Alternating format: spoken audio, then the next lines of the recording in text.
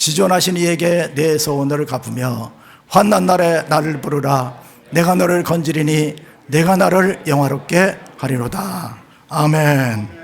사람이 감사하면은 기쁨이 넘칩니다. 또 긍정적인 마음이 생기고 행복해집니다. 얼마나 감사하느냐에 따라서 그 사람이 기뻐지고 또 행복해지느냐 하는 것입니다. 감사한 만큼 행복해지는 거예요.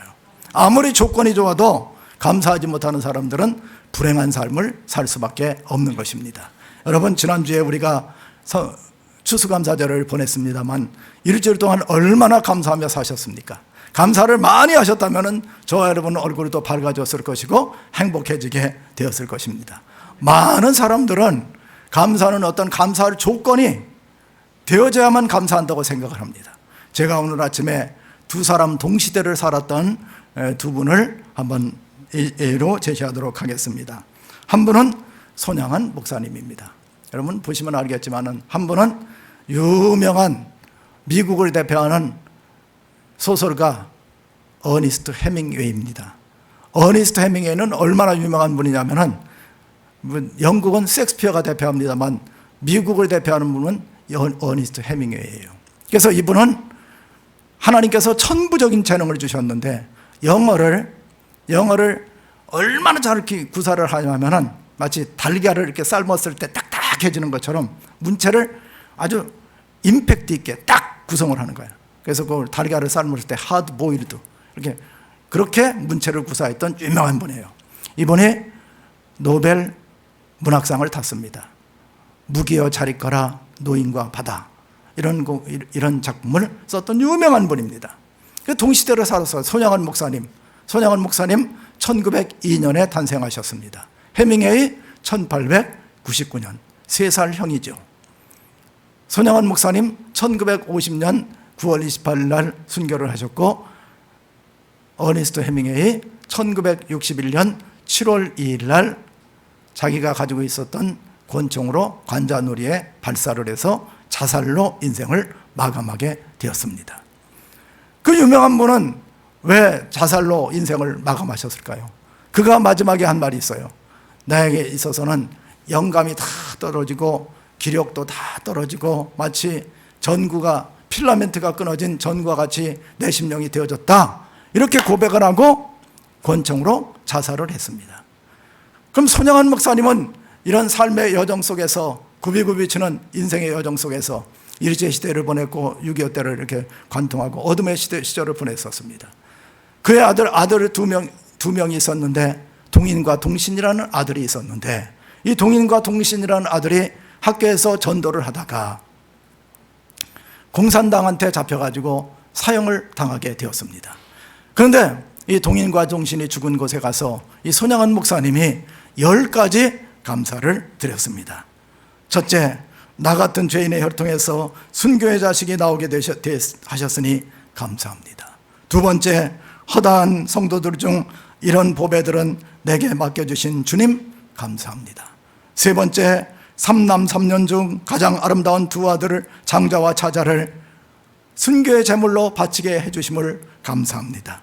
네 번째, 한 아들을 순교하는 것도 귀하거늘 두 아들이 순교하니 하나님 너무너무 감사합니다. 다섯 번째, 예수 믿다가 누워 죽는 것도 큰 복인데 하물며 전도하다가 총살 순교당하니 감사합니다.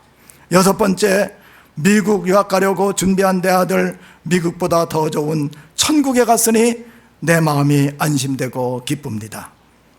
일곱 번째,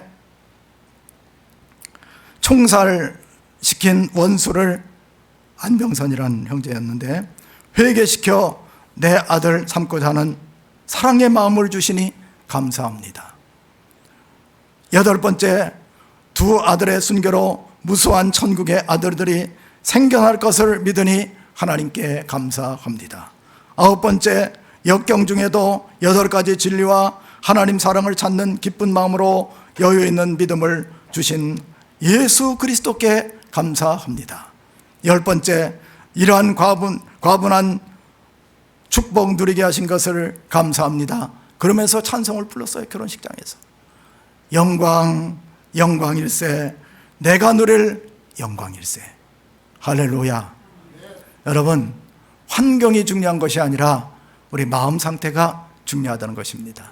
어떤 마음을 가지고 하나님을 섬기느냐에 따라서 이 사람은 감사하는 사람이 될 수가 있는 것이고, 하나님을 떠나서 원망불평거리를 찾는 사람도 세상에는 많이 있는 것을 알 수가 있는 것입니다. 그래서 오늘 성경에도 보면은 감사로 제사를 드리며 지존하신 이에게 내 소원들을 갚으며 환난 날에 나를 부르라. 내가 너를 건지리니 내가 나를 영화롭게 하리로다. 그렇게 말씀하고 있습니다. 그러면 이런 어떤 어려움과 환경 속에서 우리는 어떻게 감사를 해야 됩니까?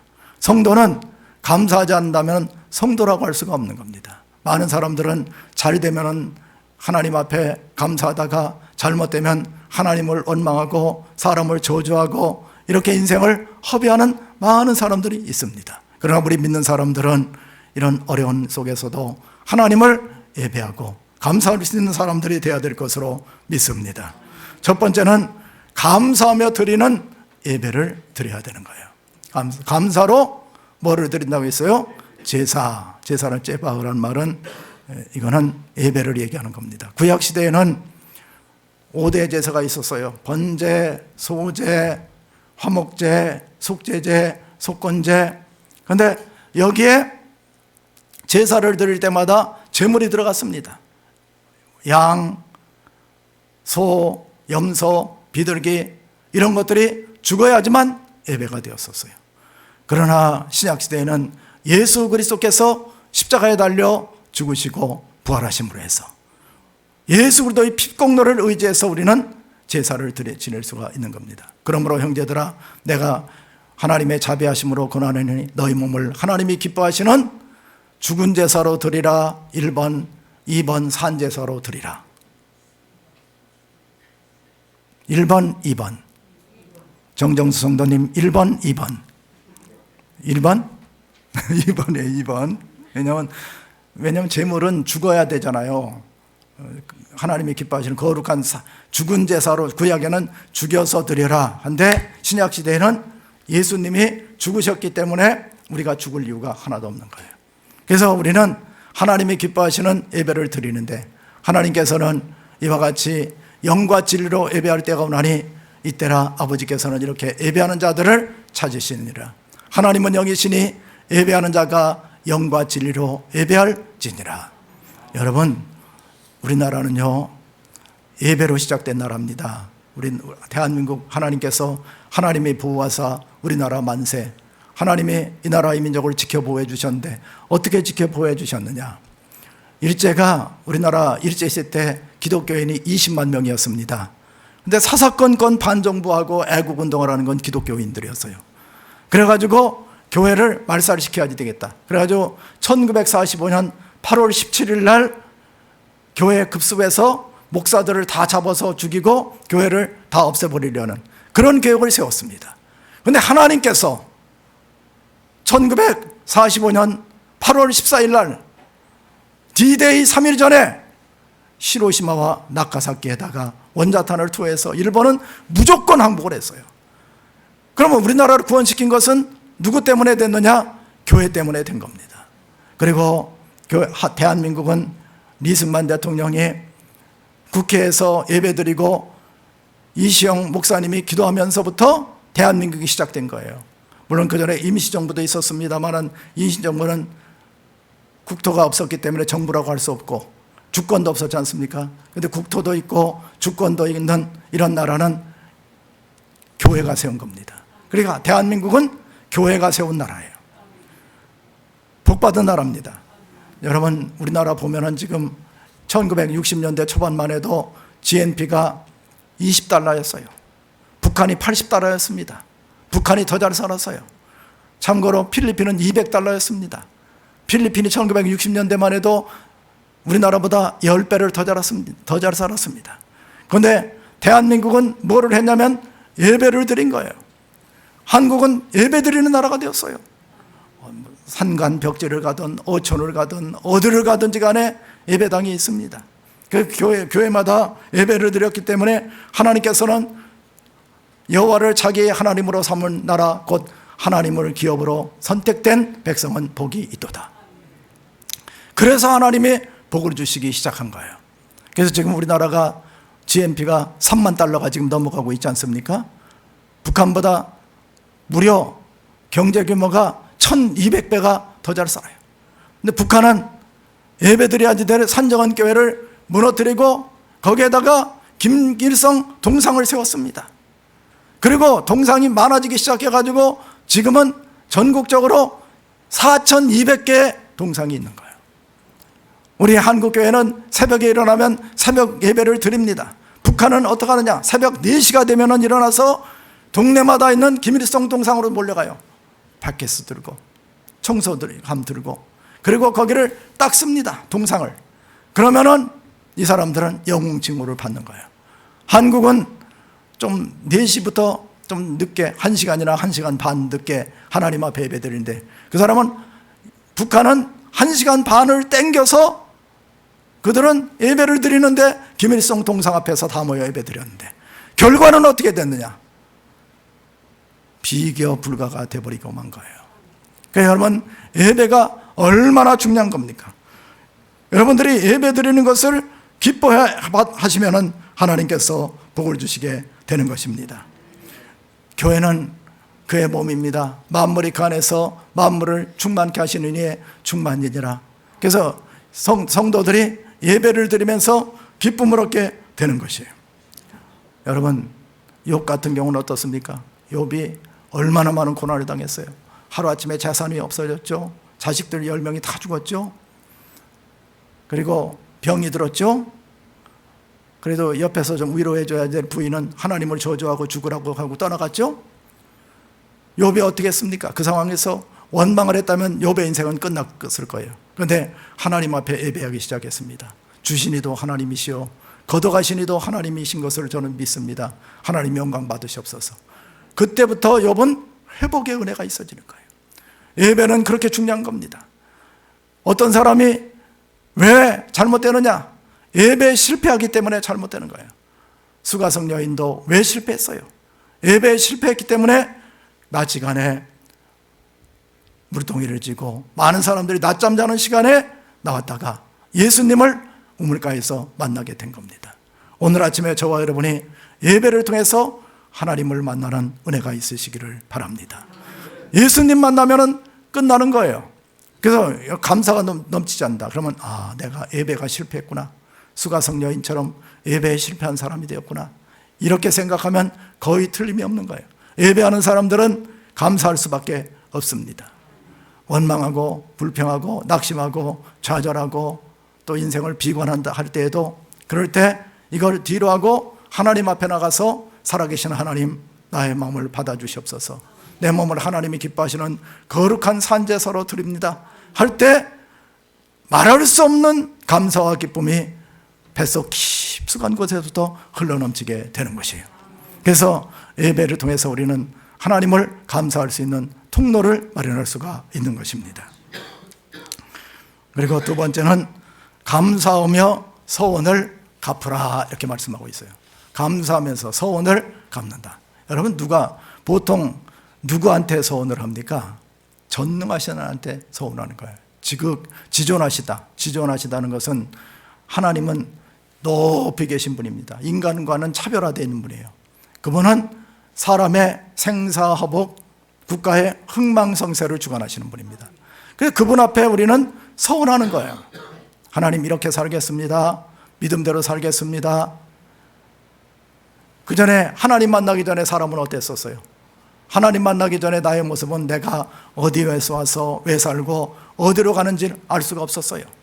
그 다음에 인생이 허무하고 무의미하고 죄책감밖에 없었습니다. 그런데 하나님을 만났어요. 전능하사 천지를 만드신 하나님을 만났어요. 그랬더니 하나님께서 하시는 말씀이 내가 너를 복중에 지었다. 세상에 내가 너를 보냈다. 예수 그리스도를 만났습니다.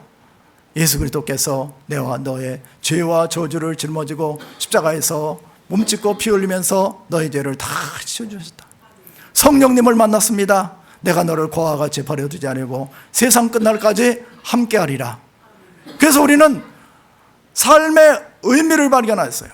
삶의 의미를 발견하면서 하나님 뜻대로 살겠습니다. 하나님 뜻대로, 그게 소원입니다.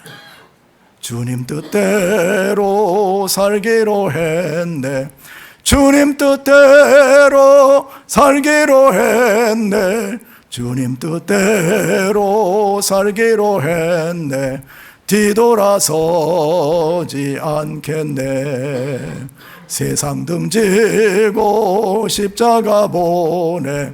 세상 등지고 십자가 보내. 세상 등지고 십자가 보내. 뒤돌아서지 않겠네. 할렐루야.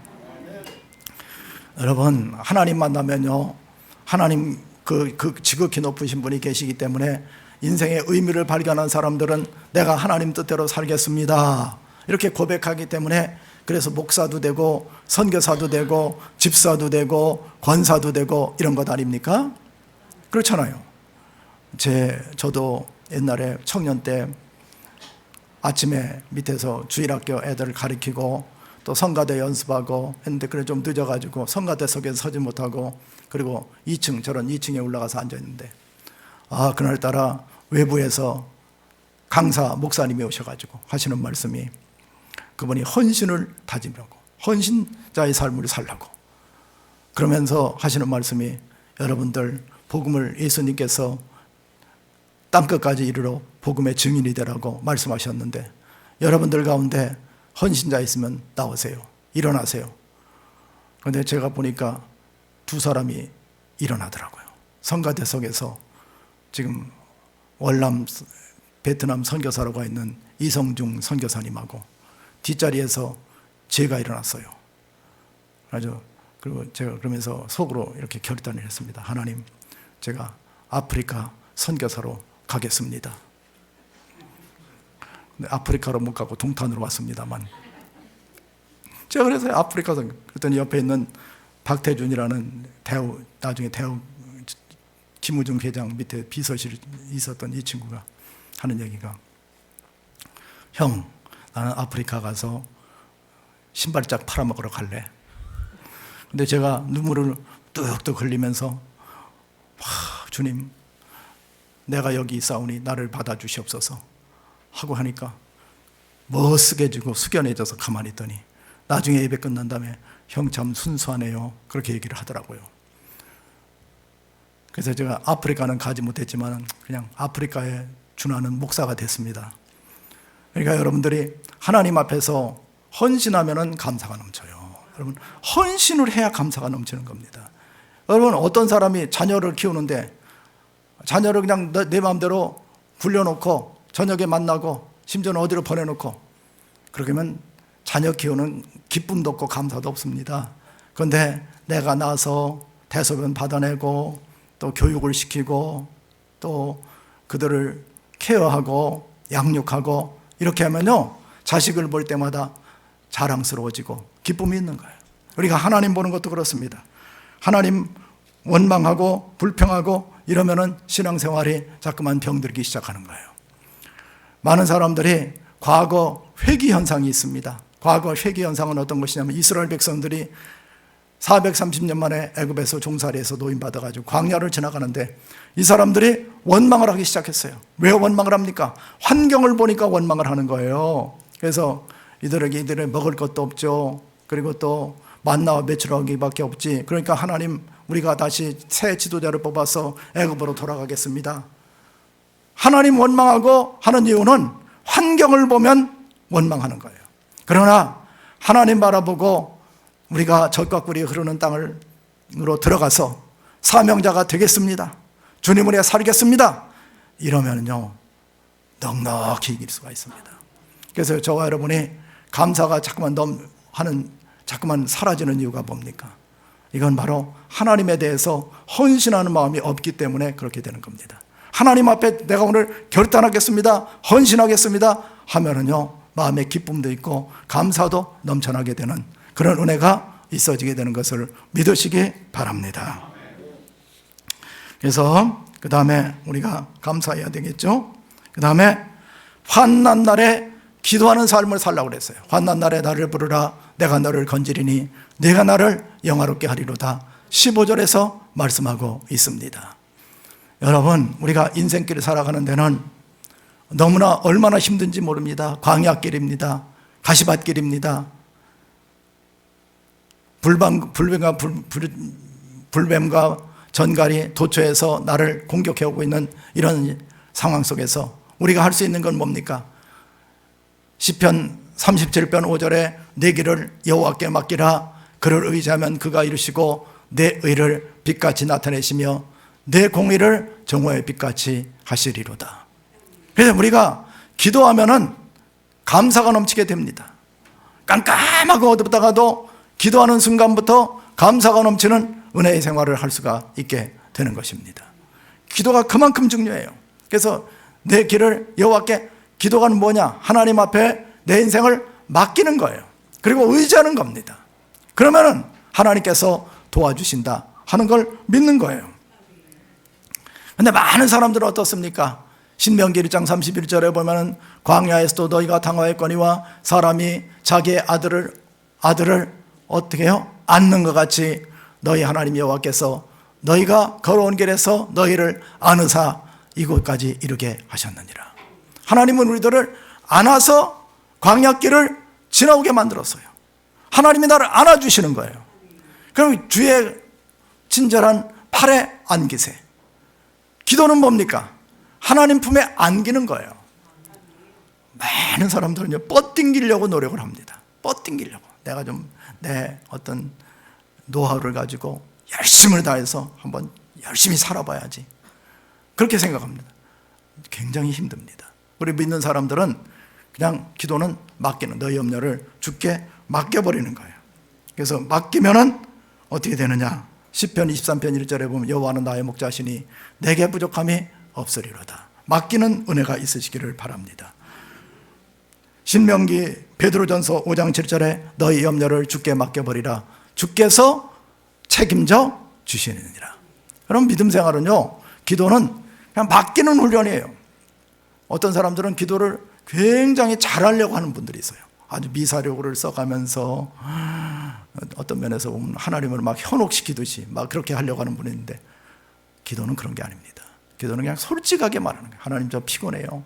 저 배가 아파요. 하나님, 이것 좀 해주세요. 하나님 뜻을 좀 나타내 주시옵소서. 그렇게 하나님 앞에 기도하는 거예요.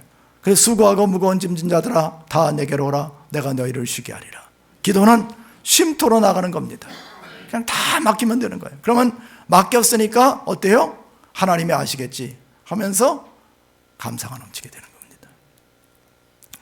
잘 되는 자녀들은 부모한테 다 맡겨요. 그런데 못된 자녀들은 어때요? 맡기지 않습니다. 내가 모든 걸 하려고 듭니다. 그래서 어려워지는 거예요. 믿음 생활은 맡겨보세요. 한번 다 맡겨버려요. 그러면 하나님이 감당해 주시게 되는 거예요. 어떤 목사님이 그날 광고를 했습니다. 이번 주는 지옥에 대해 설교했는데 다음 주는 천국에 대해 설교하겠습니다. 그렇게 얘기를 했어요. 그랬더니 할머니 한 분한테서 전화가 왔어요. 목사님, 그동안 감사했습니다. 그동안에 목사님 목회하는 목회 현장에 가서 믿음 생활하면서 은혜도 많이 받았고 그랬습니다.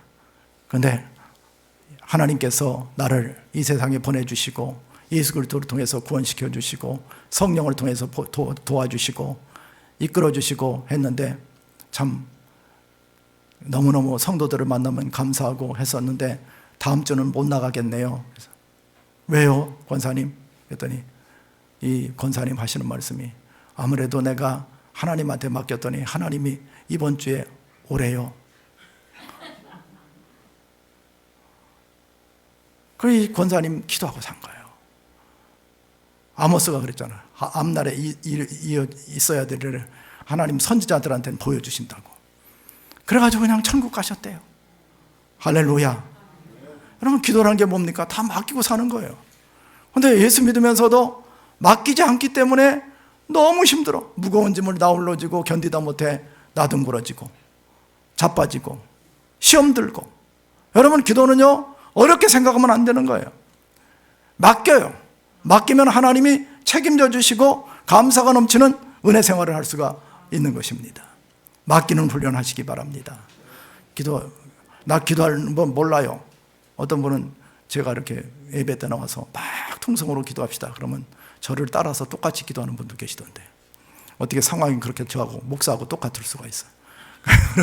그냥 내 생각을 하나님 앞에 그냥 아뢰면 되는 거예요. 하나님, 제가 머리가 아프네요, 고쳐주세요. 배가 아프네요, 고쳐주세요. 아파트 지금 2차 중도금이 들어가는데 하나님 도와주세요. 내 자식 대학 시험 보는데 머리를 밝혀주셔서 시험 잘 보게 만들어주세요. 얼마나 쉽습니까? 그러면 어떻게 되겠어요? 감사와 기쁨이 넘쳐나겠죠. 그래서 우리는 기도를 너무 복잡하게 어렵게 생각하지 마시고 하나님 앞에 맡기는 거예요. 그래서 하나님 광야에서도 우리들을 안아주신 것처럼 하나님께서 안아주셔요. 그런데 너희가 너희 하나님 여호와를 믿지 않고 맡기지 않고 기도하지 않기 때문에 따로 사는 거예요. 그래서 하나님하고 별거에 사는 분들이 많이 있습니다. 왜 그래요? 기도하지 않기 때문에 그런 거예요. 기도하면 하나님이 모든 것을 책임져 주시는 은혜가 있게 되는 것을 믿으시기 바랍니다. 마지막 때 우리는 하나님 앞에 감사하는 삶을 살 수가 있는데, 하나님 앞에 감사하는 성도는 어떤 성도들이냐? 첫 번째는 감사로 제사를 드리는 거예요. 예수 그리스도의 피공로를 의지하면서 시간 하나님 앞에 나와서 예배드려야 내가 살고 가정이 살고 나라와 민족이 삽니다. 제가 안타까운 일은 보니까, 제가 자료를 보니까 어떤 분이 그런 자료를 올려놔서 깜짝 놀랐습니다. 이 정권에서 청와대 회의를 하는데 한국교회를 10분의 1로 10분의 9는 없애버리고 10분의 1로 만들자. 그래가지고서 한국교회 예배를 제한시키고 15명만 예배드려라, 20명만 예배드려라. 지구촌에 그런 나라 없습니다. 사우디아라비아나 북한 빼놓고 오픈도에 보면은 북한은 예배를 드리면은 잡아다 죽이지 않습니까? 사우디아라비아도 개종을 하면 잡아다 죽이잖아요. 그런데 어떻게 그런 일로 돌아가려고 합니까? 그거는 기독교를 말살하는 게 아니라 나라를 없애버리겠다는 그런 나쁜 음모들이에요. 그래서 한국교회는 예배에 힘써야 됩니다. 그래야 감사가 넘치게 되는 거예요. 그 다음에 내 서운한 것을 갚으며 내가 어디에서 와서 무엇을 하다 어디로 갈 것인가, 나의 나됨을 발견했습니다. 하나님과의 관계에서 나됨을 발견한 사람들은 사명을 하나님 앞에 되새기면서 받은 은혜를 어떻게 갚으리까 하는 마음으로 신앙생활을 해야지 될 것으로 믿습니다. 그리고 어떤 인생의 어려운 문제, 감당할 수 없는 문제가 다가오면은 염려하거나 근심하지 말고 아무것도 염려하지 말고 기도와 간구로 너희 구할 것을 감사함으로 하나님께 아뢰라. 그러면 모든 지각에 뛰어난 하나님의 평강이 그리스도 예수 안에서 너희 마음과 생각을 지켜주리라. 사람들은 눈으로 보고 귀로 듣고 손으로 만지고 감정으로 느끼고 행동을 하는데 좌우를 많이 당합니다. 그래서 많은 사람들이 원망하고 불평하고 낙심하고 좌절합니다. 그러나 기도하는 사람들은 이런 지각에 인간의 어떤 오감을 뛰어넘는 하나님의 평강이 기도할 때 오는 거예요. 그래서 하나님 됐습니다, 감사합니다, 오늘 당장 하나님이 데려가신다 할지라도 마라나타 아멘 주 예수여 어서 오시옵소서 하며 주님 앞으로 나아갈 수 있는 그런 종말적인 신앙생활을 할 수가 있게 되는 것입니다. 이런 이 세 가지를 생각하면서 감사로 저와 여러분을 다지고 감사하는 삶을 살아나가는 거룩하고 복된 성도들이 다 되시기를 주의 이름으로 축원합니다. 기도하겠습니다. 사랑과 은혜가 무한하신 아버지 하나님, 감사합니다. 감사로 제사를 드리며 지존하신 이에게 내 소원을 갚으며 환난 날에 나를 부르라 내가 너를 건지리니 내가 나를 영화롭게 하리라는 약속의 말씀을 오늘 붙잡게 만들어 주시옵소서. 예배자가 되게 만들어 주시옵소서. 하나님 앞에 헌신을 다지게 만들어 주시옵소서. 기도하게 만들어 주시옵소서. 그러므로 해서 감사가 매일매일 넘쳐나는 감사자의 삶을 사는 성도들이 될 수 있도록 도와주시옵소서. 한 주간도 원망거리, 시험거리, 낙심할 게 있었을 때 예배하면서 감사를 찾게 만들어 주시고, 나의 나됨을 바라보면서 감사함을 찾게 만들어 주시고, 기도하며 감사를 찾아 나갈 수 있는 영적으로 거듭난 성령 충만한 그리스도인들이 다 될 수 있도록 도와 주시옵소서. 주 예수 그리스도의 이름으로 기도하옵나이다. 아멘.